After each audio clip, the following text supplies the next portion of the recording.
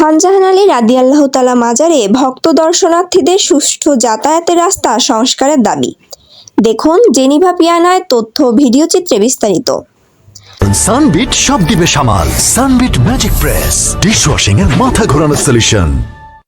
বাগেরহাট জেলার সদর উপজেলার ৬০ গম্বুজ ইউনিয়নের অন্তর্গত বিশ্ববিখ্যাত ধর্মীয় ঐতিহাসিক স্থাপনা হযরত খান জাহান আলী রাদিয়াল্লাহু তাআলা এর মাজার শরীফে দেশ বিদেশ থেকে প্রতিনিয়ত হাজার হাজার ভক্ত ও দর্শনার্থী আসেন। এই বিশাল জনগোষ্ঠী যাতায়াতের সুবিধার্থে রাস্তা মেরামত ও সংস্কারের দাবি উঠেছে। এই প্রেক্ষাপটে সাবেক ইউপি চেয়ারম্যান ও জাতীয়তাবাদী যুব দলের বাগেরহাট জেলা শাখার সাবেক সভাপতি ফকির তরিকুল ইসলাম স্থানীয় সরকার প্রকৌশল অধিদপ্তরের নির্বাহী প্রকৌশলীর কাছে একটি চিঠি আবেদন করেছেন।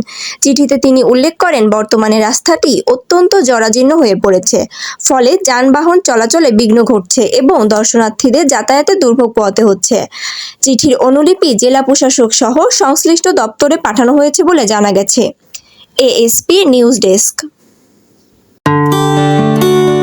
এএসপি নিউজের সাথে থাকার জন্য ধন্যবাদ। সাবস্ক্রাইব করে সাথে থাকুন।